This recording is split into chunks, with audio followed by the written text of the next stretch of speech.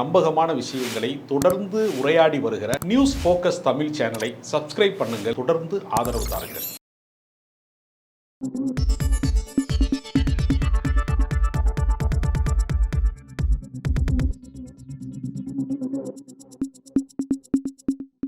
Sir வணக்கம். வணக்கம். கட்சியிலிருந்து நீக்கப்பட்ட ஓபிஎஸ் அவர்கள், அவருடைய மகன் ஓபி ரவீந்திரநாத் கொஞ்ச நாளுக்கு அப்படியே சைலண்டாக இருந்தான்னு பார்த்தோம். தற்போதைய அவர் சார்ந்த ஒரு அப்டேட் ஒன்று, ஓபிஆர் கரம் கோப்போம் அப்படின்ற ஒரு அமைப்பு ஆரம்பிச்சிருக்காரு. இப்போ அவருடைய எதை நோக்கி இருக்குன்னா விஜயோட இணைஞ்சு பயணிக்கலாம் அப்படிங்கிற மாதிரியான ஒரு அப்டேட், அவர் சார்ந்த ஒரு அப்டேட் வந்திருக்கு. விஜயோடைய அரசியல், ஓபிஎஸோட அரசியல், ஓபிஎஸோட மகனோட அந்த அரசியல் ஓவரால் எப்படி பார்க்குறீங்க? அதிமுகவில் இருந்து அப்புறப்படுத்தப்பட்டதற்கு பின்பு அவருக்கு இனிஷியல் தான் ஒரே தகுதி. ரவீந்திரநாத்துக்கு இருக்கக்கூடிய ஒரே ஒரு தகுதி அவங்க அப்பாவோட இனிஷியல் தான். அந்த இனிஷியலுக்கே இனிமேல் வேல்யூ கிடையாது. ஓபிஎஸ் என்பது என்ன ஆயிடுச்சுன்னா, அந்த ஓங்கிறது 0 ஆயிடுச்சு. அரசியல் 0 பாயிண்ட் பன்னீர்செல்வம் மாறிட்டார் அவர். அதனால் இந்த 0வை வச்சு என்ன செய்யறது தெரியலையே, இது உருட்டி விளையாண்டாலும் ஓடாது இருக்க வண்டி அப்படின்ட்டு வேறு வழியே இல்லை அப்படின்ட்டு விஜய் மன்றத்தில் போய் சேரலாம்னா சேர்க்க மாட்டாங்க. புஷி ஆனந்த் எப்படி ஆள்னா யாரையும் வரவிடாமல் பார்த்துக்கிறாப்புல, ஃபில்ட்ரு மாதிரி வச்சுருக்குறாங்க. அதனால் ஏற்கனவே என்னென்னா, அந்த ஏற்கனவே விசில் அடிக்கிறாங்கல்ல, அதே ரேஞ்சில் தான் ஆளை வச்சுருக்காப்புல. இப்போ இந்த ஆதவ அர்ஜுனா, இந்த பக்கம் இவர் நிர்மல்குமார், இவங்கெல்லாம் எப்படின்னா, இவர் விரிச்ச வலையை தாண்டி வந்துட்டாங்க, மேலே ஏறி குதிச்சு வந்தாலும். அதனால் விஜய் கட்சிக்குள்ளே அப்படி கொஞ்சம் அப்படியே ஆஃப் ஆயிலாக இருக்கணும், வெந்திருக்கக்கூடாது முழுசா. அப்படி வேகாத ஆளுகளாக பார்த்து நிர்வாகிகளாக போட்டுருக்காங்க. அப்போ மெயினான ஆட்கள் யாரும் உள்ளே போக முடியல. அப்போ இவர் என்ன செய்யறதுன்னு யோசிக்கிறாங்களா, நேராக போய் எடப்பாடி பழனிசாமியை பார்த்து ஏடிஎம்கேல சேர்ந்துடலாம் அப்படின்னு ஒரு ஆவல் உள்ளுக்குள்ளே இருந்தாலும் அப்பாவுடைய மனநிலை ரொம்ப பாதிக்கும். ஏற்கனவே அவர் கட்சி கரை வெட்டி கட்டக்கூடாதுங்கிறாங்க, கொடியை கட்டிட்டு காரில் போகக்கூடாதுங்கிறாங்க. அவர் என்னென்னமோ பண்ணி பார்க்குறாப்புல. பிஜேபி ஆஃபீஸ்லேயே போய் இந்த வாட்ச்மேனை தள்ளி விட்டுட்டு பக்கத்தில் போய் கூட நின்று பார்க்குறாப்புல, காத்து கிடக்கிறாப்புல ஓபிஎஸ். அவர் என்னென்னா, அந்த தகுதி இல்லாதவர்கள் திடீர்னு தங்களை தலைவர்களாக கருதி கொடுக்குற போது ஏற்படக்கூடிய விபரீதத்தை அதிமுக எல்லா பக்கமும் அனுபவிக்குது. இங்கிட்ட ஒரு பக்கம் நிழல் அரசியல் செஞ்ச சசிகலா ஒரு பக்கம் திமுகவை ஒழிச்சே தீருவேன் அப்படிங்குது. எல்லாத்துக்கும் காரணம் திமுக தான், உங்களுக்கே தெரியும் அப்படிங்குது. உன்னைய கொண்டு ஜெயிலில் வச்சாங்களம்மா, அது யார், அந்த விவரம் என்னன்னு சொல்லுங்க அப்படின்னு கேட்டால் பிஜேபியை பற்றி பேசவே முடியல. பேசினா மறுபடியும் கொண்டு ஜெயிலில் வச்சுருவாங்க, இன்னொரு வழக்கை போட்டு. ஏதோ ஏற்கனவே 2000 கோடி வரைக்கும் சம்பாரிச்சதே பூரா வழக்கில் கொண்டு போட்டாங்க. இந்த தீபா மாதிரியாவது நம்ம வாழலாம் அப்படின்னு கொஞ்சம் அரசியலில் ட்ரை பண்ணி பார்த்தாலும் அது கூட ஒரு வீட்டை கிட்ட ஆட்டையை போட்டு ஒரு போயஸ் கார்டனில் அந்த பக்கமே போனதில்லை. அது ஜெயலலிதா இருக்கும்போது போனதில்லைன்னா யாரும் விட்டதில்லை அந்த பக்கம். அந்த வழியில் வீட்டை கைப்பற்றிருச்சு. கொஞ்சோடு ஜெயலலிதா சாயல் இருக்குது அப்படிங்கிறதுனாலேயே அந்த டி நகரில் இருக்கிற அந்த வீட்டில் அந்த உண்மை திரும்பி வரும். அவனுக்குள்ளே பார்த்தீங்கன்னா டெய்லி அந்த பால்கனியில் நின்று அப்படியே கையை காட்டுச்சு. தமிழ்நாட்டு மக்களுக்கு இருக்கக்கூடிய ஒரு தன்னம்பிக்கை, இதுதான் ஜெயலலிதாவை அடுத்து வரும் அப்படின்னு சொல்லி தொலைக்காட்சியிலையும் ரொம்ப லைவ்லாம் நிறையா போட்டு, அப்புறம் கடைசியில் அது வேறு பஞ்சாயத்து ஆகி அது கார் டிரைவரோட கட்சி பொதுச்செயலாளர் ஆக்கிருச்சு. அவர் திடீர்னு வீட்டுக்காரரை காணாம். இவங்க கவலை ஊரா வேற பிரச்சனையா. அவருடைய கணவர் மாதவங்க ஒரு கட்சி ஆரம்பிச்சார், அவர் ஒரு கட்சி ஆரம்பிக்க போறாரு அப்படின்னு சொல்லி ஒரு புரட்சிகரமான இயக்கம் இல்லையா. ஏன்னா புரட்சி தலைவர், புரட்சி தலைவி. நீங்க உங்களுக்கு நம்ம நாட்டில் புரட்சி நடக்கலைங்கிற கவலையை தீர்ப்பதற்காக தான் இத்தனை புரட்சி தலைவர்களும் புரட்சி தலைவிகளும் வந்தவங்க. அந்த வழியில இவங்க எல்லாம் பயணம் செஞ்சு அந்த பக்கம் அந்த அம்மா போய் போலீஸ் காட்டலாம் செட்டில் ஆயிடுச்சு. இப்போ போக்கிடம் இல்லை. தேனி பக்கத்துல இருந்து அப்படியே போய் கேரளா பக்கம் ஒரு நட போயிட்டு என்ன செய்ய முடியும், அங்கே போய் பினராயி விஜயன்ட்ட போய் கம்யூனிஸ்ட் கட்சியில் சேர்த்துக்கங்கன்னு சொல்ல முடியுமா? என்னதான் செய்யறது அவரு? அப்போ யோசிக்கிறாப்புல. அப்போ நம்ம ஏஜ் குரூப்போட சேருவான் அப்படிங்கிறப்ப அவருக்கு விஜய் ஒரு நம்பிக்கையான ஒரு ஆளாக தெரிகிறாரு. ஆனால் விஜயை ஸ்க்ரீனில் பார்த்துருக்காரா இல்லை நேரில் பார்க்குறதுக்கு விட மாட்டாங்க. நேரில் பார்க்க, ஏன்னா கட்சிக்காரனே விடுறாங்க. இல்லை, அந்த கட்சி எப்படி இருக்குன்னா, பாக்ஸர்களால் சூழப்பட்ட ஒரு கட்சியாக இருக்குது. ரொம்ப பாதுகாப்பு வளையம். விஜய்க்கு பக்கத்தில் விஜய் கட்சிக்காரனே போக முடியாது. அப்புறம் பொதுமக்கள் எப்போ போவாங்க, ஓட்டு போடுறவங்க எப்படி பார்ப்பாங்க, அதாவது கிள்ளி பார்த்துருவாங்களோ. நீங்கள் உங்களுக்கு சில கடைகள்லாம் நீங்கள் பார்த்தீங்கன்னா சில இதில் யோ காய்கறியை தொடாமல் வாங்கியா, என்ன நீ காய்கறியை சும்மா தொடுற அப்படின்னு சில பேர் சொல்லுவேன். ஒன்னே கிள்ளி பார்த்து வாங்கணும், ஒடிச்சு பார்த்து வாங்கணும், வெண்டைக்காயை ஒடிச்சு பார்த்து வாங்கணும், இதை அமுக்கி பார்த்து வாங்கணும், கத்திரிக்காய் எப்படிலாம் சொல்லி கொடுத்துருக்காங்களா. இதையெல்லாம் மைண்டில் ஏற்றிட்டு போய் அது தொட்டான்னா, அது கண்ணாடிக்குள்ளே இருக்கலாம் தொடக்கூடாது அப்படிங்கிறாங்க. அப்படி ஒரு கட்டம் வந்துருச்சு. அதனால இப்போ அரசியலில் போக்குடம் கிடையாது. அதனால ரவீந்திரநாத் விஷயத்தில் எனக்கு அவர் மேலே எனக்கு ஒரு பெரிய நம்பிக்கை இருக்குது. அவர் இளம் தலைவர். ஏன்னா எல்லா தொகுதியிலையுமே வந்து அதிமுக தோற்கும் போது அவர் ஒரு திகிடுதத்தமாக ஒரு ஏரியாக்குள்ளே புகுந்து வந்திருக்காரு.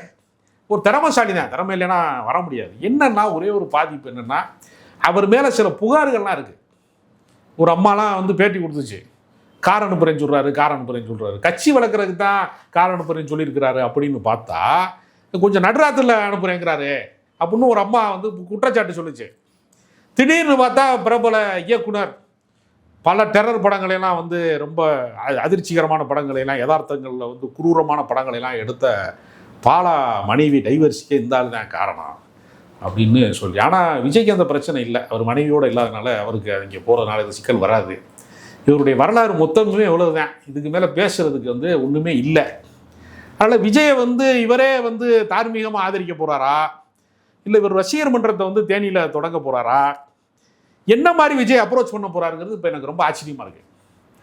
அதனால் இப்போ நான் என்ன சொல்கிறேன்னா, அவங்க அப்பா கட்சியில் அவர் சேரலாம்ல. அவங்க அப்பா ஏதோ ஒரு அணி நடத்துகிறார்ல, ஒரு அணி நடத்துகிறாரா சார்? ஒரு அணி நடத்துகிறார், ஓபிஎஸ் அணி நடத்துகிறார். ஓபிஎஸ் அது அணியா பிணியான்னு தெரியல, ஒரு அணி நடத்துகிறார் அவர். அவரை நம்பி கொஞ்சம் பேர் காலையில் எழுந்திரிச்சு செலவைக்கு போன வேட்டிலாம் வெள்ளை வேட்டிலாம் கட்டி கொஞ்சம் பேர் திரியிறாங்கல்ல. எப்படியாவது அண்ணன் தான் வந்து அடுத்த தலைவர், எப்படி இந்த அதிமுக மீட்டுருவாரு, முன்னாடிலாம் திமுக ஒரு தீய சக்தி அப்படின்னு சொல்லிக்கிட்டே இருந்தாங்க. அதிமுகவுடைய கொள்கையை ஒத்தவரிக்கான், திமுக ஒரு தீய சக்தி. இவ்வளவு எளிமையான ஒரு கொள்கை எங்கேயுமே கிடையாது, ஒரே வரி தாங்க கொள்கை. ஆனால் அந்த கொள்கைக்கு ரீச் பாருங்க சார், எத்தனை ஆண்டு ஆட்சியில் இருந்துட்டாங்க, எவ்வளோ. ஆமாங்க, 50 வருஷத்துக்கு மேலே கட்சி நடத்திருக்காங்க இந்த ஒத்த வரியை வச்சு. இப்போ என்ன பண்ணிட்டாங்கன்னா, திமுக ஒரு தீய சக்திக்கு பதிலாக எடப்பாடி பழனிசாமி ஒரு தீய சக்தி வரியை அடுத்த 2வது வரி எழுதிட்டாங்க கொள்கையில். ஓபிஎஸ் அணிக்கு அது ஒரு அணி அப்படிங்கிறாங்க. அவர் வந்து இந்த பக்கம் தண்ணி பாட்டில் வச்சு அது விளையாண்டாங்களா நிஜமா அடிச்சாங்களாங்கிறது எனக்கு ஒரு குழப்பம் இருக்கு. தண்ணி பாட்டில் தூக்கி போட்டு விளையாடுறாங்களா, இந்த மாமா மச்சான்லாம் சண்டை போடும்போதெல்லாம் விளையாடுவாங்கல்ல, இந்த இதெல்லாம் வந்து பணியார் குடத்துக்குள்ளெல்லாம் கையை விட்டுலாம் தேடுவாங்கல்ல, அந்த மாதிரி அது ஒரு விளையாட்டா இல்லை அது ஒரு ஒரு போர் முறையா? தண்ணி பாட்டில் தூக்கி வீசுவதன் மூலமாக ஒரு போர் முறையை வந்து ஏதாவது கற்றுக் கொடுத்தாங்களா என்னன்னு தெரியல. அதனால் இப்போ வந்து ரவீந்திரநாத்துக்கு வந்து அரசியலில் வந்து வேறு போக்கிடமே இல்லை. அதனால் எம்ஜிஆர் கட்சியில் நம்ம இருக்கோங்கிறத விட அவர் ஒரிஜினல் எம்ஜிஆர் இறந்தார், வாழும் எம்ஜிஆர் விஜய். ஓகே, அவர் கட்சியில். ஆனால் இவருக்கு இருக்கக்கூடிய இந்த ஆர்வம் இருக்குல்ல, அது ஏன் திரிஷாவுக்கு இல்லாமல் போச்சுங்கிறது தான் விஜய் ரசிகர்களுடைய ஆதங்கம். ஒரு ரவீந்திரநாத்துக்கு தெரியுது இந்த கட்சிக்கு போகணும் அப்படின்னு.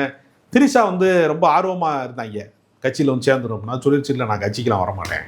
இல்லை இடையில அவங்க சார்ந்த ஒரு அப்டேட்ஸ்லாம் வந்துருந்துச்சு. அதாவது கையில் வந்து ஒரு 5 படமோ 6 படமோ இருக்குது, அந்த ஷூட்லாம் முடிச்சுட்டு அதுக்கப்புறம் அப்படியே அரசியலுக்கு போயிடுவோம் அப்படிங்கிற மாதிரி அவங்க சைட்லேருந்து ஒரு அப்டேட். ஏற்கனவே அந்த அம்மாவுக்கு 40 வயசுக்கு மேலே ஆயிடுச்சு. இன்னும் ஒரு 5-6 படம்லாம் முடிச்சிச்சுன்னா நல்லா இருக்குமான்னு தெரியல. ஒருவேளை ஜெயலலிதா ஏஜ் வரைக்கும் அதை கணக்கு பண்ணி ஏதாவது கொள்கை வரப்பு செயலாளர் அவங்க வர்றதுக்கு முயற்சி வச்சுக்கானா தெரியல. ஏன்னா ஜனநாயகத்தில் நீங்கள் வந்து யாரையுமே நீங்கள் வந்து வேணான்னு சொல்ல முடியாது. ஏன்னா இப்போ கௌதமி பார்த்தீங்கன்னா பாஜகங்கிற ஒரு பெரிய லட்சியவாத இயக்கத்திலிருந்து வெளியேறி எடப்பாடி பழனிசாமியுடைய தலைமையை ஏற்றுக்கொண்டிருக்கிறாங்க. இப்படி பல பேர் தமிழ்நாட்டை காப்பாற்றுறதுக்காக வேண்டிய பல பேர் முயற்சி பண்ணுறாங்க. எப்படியாவது இந்த தமிழ்நாட்டை நம்ம காப்பாற்றிடணும், நம்மளை விட்டு ஆள் இல்லைன்னு கௌதமி ஒரு பக்கம், ராதியா ஒரு பக்கம், இப்படி நிறையா பேர் கிளம்பி வர்றாங்க. அதனால் ரவீந்திரநாத் வந்து தமிழ்நாட்டில் வந்து ஒரு பெரிய தளபதியாக, ஆதவர்ஜுனாவுக்கு இருக்கிற அறிவு கூட அவருக்கு இல்லையே. அவர் வந்து நேரடியாக அவருக்கு அந்த கட்சியில் இணைகிறதுல என்ன மனத்தடை இருக்குன்னு தெரியல. அதனால ஒரு அதாவது தன்னோட அப்பா செல்வாக்கு தனக்கு ஒரு அரசியல் செல்வாக்கு இருக்குது, இந்த செல்வாக்கோடு நம்ம ஒரு அணியாக இருக்கும், நம்ம அணியை ஆதரவு கொடுப்போம் அப்படின்ற மாதிரி அவர் அப்படி பயணிக்கிறார். சேர்ந்துட்டு கரைஞ்சிரும், ஒன்றும் இல்லாமல் போயிடுவோம், நம்ம இதை விட்டுறக்கூடாது, இந்த கெத்தை விட்டுறக்கூடாது அப்படின்னு நினைக்கிறாரோ? இல்லை, அதாவது பல பிரிவுகள் இருக்கிறது. ஒரு அரசியல் கட்சியில் விவசாயிகள் அணி, தொழிலாளர் அணி, இளைஞர் அணி எப்படிலாம் இருக்குல்ல, ஒரு விளையாட்டு அணி மாதிரி ஒன்றில் இவருக்கு வந்து வாய்ப்பு கொடுப்பாங்கன்னு நான் நினைக்கிறேன் எதிர்காலத்தில். எது தாவேக்கலையா? தாவேக்கால ஒரு விளையாட்டு அணி அப்படிங்கிற மாதிரி ஒரு அணியை கொடுத்து, இல்லைன்னா மகளிர் அணி கொடுப்பாங்களான்னு தெரியல, அது கொடுக்க மாட்டாங்க, ஆண்கள் கொடுக்க மாட்டாங்க. அதனால் எதை நோக்கி அவர் பயணிக்கிறாரு, அவருக்கு என்ன கொள்கை இருக்குது, என்ன லட்சியம் இருக்குது, எதை நோக்கி போகிறாரு, இந்த ஏன்னா விஜய்க்கே இன்னும் தெரியலை நம்ம எதை நோக்கி போகிறோம் அப்படிங்கிறது தெரியல. ஊர்வலம் எது வென்று தேர் சொல்வதா, இழுத்துட்டு போகிறவங்க தானே சொல்லணும், யாரோ இழுத்துட்டு போகிறாங்க. அதனால் அவங்க வர சொல்லும் போது எப்படி வந்து சினிமாவில் ஷார்ட் ரெடி ஆனோடனே ஹீரோ வருவார், அது மாதிரி எல்லாம் ரெடி பண்ணிவிட்டு ஒரு முறை வா பரந்தூருக்கு வா அப்படின்னு கூப்பிட்றாங்க. ஒரு முறை வர்றாரு, வராத வீட்டுக்குள்ளே இரு, வெள்ளம் நிவாரணம் கொடுக்கலாம், வராத வெளியே வராத, வீட்டுக்குள்ளே இருக்காங்க, உள்ளே வச்சு கொடு பொருளை, சரிங்க கொடுத்துட்றாங்க. கொடி அறிமுகத்துக்கு மட்டும் வா, வர்றாங்க, மாநாட்டுக்கு மட்டும் வா, இதை பேசிடாத, இதோட நிப்பாட்டிக்கிறேங்க.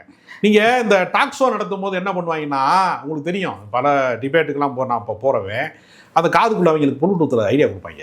அவனை குடி, அந்த பச்சை சட்டையை பிடி, அவனை விடாத, அவன் தான் அந்த கேள்வியை கேட்குறவனை விடாத அப்படிம்பாங்க. அதே மாதிரி யாரோ வந்து இயக்குறாங்க, ஒரு மாய குரல் மாதிரி ஒரு இயக்குறாங்க. என்ன நோக்கம் இருக்குது, என்ன கொள்கை இருக்குது? எவன் கிளம்பி வந்தாலும் சரி திமுக வீழ்த்தணும், ஒரு வரி தான் கொள்கை. திமுக ஒரு தீய சக்தி, அண்ணா திமுக கொள்கை. நீங்கள் மட்டும் என்ன பாயாசமா பாசிசமா? நீங்கள் ஒரு வரி தான் எல்லாமே. இதை தாண்டி அரசியல் தமிழ்நாட்டில் கிடையாது. நீங்கள் வந்து எத்தனையோ அசலான பிரச்சனைகள் இருக்கிறது. இளைஞர்கள் வேலை வாய்ப்பு பிரச்சனையில் இருந்து, சாதி ஒழிப்பில் இருந்து, மகளிர் விடுதலையிலிருந்து எத்தனையோ சீரியஸான பிரச்சனைகள் வந்து தமிழ்நாட்டில் இருக்கிறது. அதை தீர்ப்பதற்கான ஒரு இயக்கம் இருக்கிறது. ஒன்றும் இல்லை, நான் என்ன சொல்கிறேன், இயற்கையை பாதுகாப்பதற்குல ஒரு கனிம வள கொள்ளையில் ஒருத்தனை கொலை பண்ணுறாங்கல்ல, அப்போ தமிழ்நாடு முழுக்க வந்து ஆற்று மணலே அள்ளக்கூடாது, இயக்கம் நடத்து. எத்தனையோ பிரச்சனைகள் இருக்கிறது. இயற்கையை பாதுகாப்பதில் தொடங்கி மனித வளத்தை பாதுகாப்பதிலிருந்து கனிம வளம் வரைக்கும் பிரச்சனை இருக்கு. இப்படி எத்தனையோ பிரச்சனைகள் இருக்கிற போது அதை முதன்மைப்படுத்தி ஒரு அரசியல் செய்தால் அரசியல் வந்து அவங்க அடுத்த கட்டத்தை அடைவாங்க. ஆனால் அப்படி இல்லாமல் திமுகவை வீழ்த்துவதுங்கிறது ஒரு இலக்காக இருக்க முடியாது. நீங்கள் மக்கள் நலன் சார்ந்த ஒரு விஷயத்தை சொல்லுகிற போது திமுகவினுடைய உழைப்பை தாண்டி, திமுகவின் கோட்பாட்டை தாண்டி, திமுகவினுடைய வீச்சை தாண்டி நீங்கள் வேலை செய்யணும். வேலை செஞ்சால் திமுக தானே விழுந்துடும். அதை விட்டுட்டு நீங்கள் போய் தேவையில்லாமல் வந்து அதை வீழ்த்துறேன்னு சொல்லும் போது அது வலிமை மிக்க இயக்கமாக அது மாறிடும். அது ரொம்ப பேருக்கு புரிய மாட்டேங்குது. ஆனால் சார், இப்போ நீங்கள் இப்படி ஒரு விஷயத்தை முன் வைக்கிறீங்க. ஆனால் இப்படிப்பட்ட விஜயை வந்து தன்னோட கூட்டணிக்கு எப்படியே கொண்டு வரணும்னு சொல்லிட்டு ஏடிஎம்கே, குறிப்பாக வந்து டிடிவி தினகரன் அவர் என்ன சொல்கிறார் அப்படின்னா, திமுக வீழ்த்தணும்னு நினைக்கக்கூடிய சக்திகள்லாம் வந்து தனித்தனியாக பிரிஞ்சு நிற்காதீங்க அப்படின்னு சொல்லிட்டு என்டிஏக்கு வாங்க, இபிஎஸ் வாங்க, விஜய் வாங்க அப்படின்ற மாதிரி ஒரு அழைப்பு கொடுக்குறாரு. வெளிப்படையாக ஒரு அழைப்பு கொடுத்து வாங்கலாம், ஒரு புள்ளியில் இணைஞ்சு பயணிப்போம் அப்படிங்கிற மாதிரி சொல்கிறாரு. எப்படி நீங்கள் அதை பார்க்குறீங்க? நீங்கள் சரக்கு அடிக்கிறவங்கலாம் என்ன செய்யணும், ஒன்றா இருக்கும்போது ஒருத்தர் மட்டும் சரக்கு அடிக்காமல் இருந்தால் மேலே அவன் கோவம், இவன் மட்டும் எப்படி ஒழுக்கமாக இருக்கான், இவன் மட்டும் என்ன ரொம்ப இதாக இருப்பானோ, பெரிய உணவன், நீனு வாடா வந்து உட்கார்றா, ஒரு கை போடுறான்னு சொல்லுவாங்கல்ல. சீட்டு விளையாடுற இடத்துலேயே பாருங்களேன், சரக்கு அடிக்கிற இடமும் கிடையாது, சீட்டு விளையாடுற இடத்துல அண்ணே நீ ஒரு கை போடுங்க அப்படின்னு சொல்கிறாங்க. ஏன் சொல்கிறாங்கன்னா, இவன் மட்டும் வந்து கரெக்டாக இருக்கணானா, அப்போ இவன் மட்டும் கரெக்டாக இருப்பான், அப்போ நான் மட்டும் இருக்கணா. அதனால என்னன்னா என்னையை கொண்டே இழுத்து விட்டாங்க பிஜேபியில். நீ மட்டும் சேஃப்டியாக இருப்பியா, வாயா சேர்ந்து நம்ம எல்லாரும் ஒன்றா சேர்ந்து விளையாடுவோம் அப்படின்னு செத்து விளையாடுவோம்னு வடிவேல் கூப்பிடாப்பில்ல ஒரு படத்தில். அது மாதிரி தான் கூப்பிடுறாங்க. எவனுமே வழங்க போகிறதில்ல, வெற்றி பெற போகிறதும் இல்லை. தேவையில்லாமல் நடுராத்தில் நான் எதுக்குலாம் சுடுகாட்டுக்கு போகிறேன்ற மாதிரி தேவையில்லாமல் பிஜேபிக்கு போகிறோம்ங்கிறாங்க. தமிழ்நாட்டுக்கும் பிஜேபிக்கு என்ன சம்பந்தம்? ஒருவேளை திமுகக்கு எதிரான வாக்குகள் ஒரு புள்ளி அறுவடை பண்ணுறது, இப்போ இந்தியா கூட்டணி, மோடிக்கு எதிராக இந்தியா கூட்டணி உருவாக்குறாங்களே, அந்த மாதிரி வந்து இங்கே வந்து ஒரு என்டிஏ கூட்டணி, இங்கே இருக்கிற இந்தியா கூட்டணிக்கு எதிராக வலிமையாக அவங்க கேள்வியிலே விட இருக்குது. இந்தியா கூட்டணிக்கு என்ன ரிசல்ட்டோ அதான் இவங்க ரிசல்ட்டு. இந்தியா கூட்டணினால ரிசல்ட்டை அடைய முடியலை, வெற்றி பெற முடியலை. இவங்கனாலே வெற்றி பெற முடியாது. அதனால் வந்து இவங்க வந்து கிரிமினல் வேஸ்ட்டும்பாங்க. சில பேரை பயங்கரமாக யோசிப்பேன், பயங்கரமாக வேலையெல்லாம் செய்வேன், ரிசல்ட்டு மட்டும் அவனுக்கு ஒன்றுமே வராது. அதனால் கிரிமினல் வேஸ்ட்டு தான் ரவீந்திரநாத் தொடங்கி டிடிவி தினகரன் வரைக்கும். பரிதாபப்படுறதை தவிர எனக்கு வேறு இல்லை தெரியல. ஆழ்ந்த அனுதாபங்களே தெரியும். அரசியலில் இவர்களுக்கு என்னுடைய ஆழ்ந்த அனுதாபங்கள். ஓகே சார், நன்றி.